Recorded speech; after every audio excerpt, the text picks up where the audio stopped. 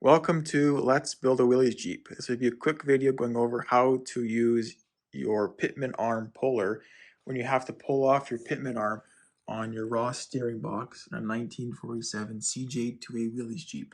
Before you use your Pitman arm puller, make sure you lube up the threads before you use this. Using your Pitman arm puller, just slide it onto the backside of your Pitman arm and you'll line up your puller mechanism with a little hole in the sector shaft, and then just start tightening it up to start it. Now we will attach a ratchet to this so we can put more pressure behind it. Continue to tighten your Pitman arm puller, and you can see it's starting to release now. And there you have it. Your Pitman arm is released with your Pitman arm puller.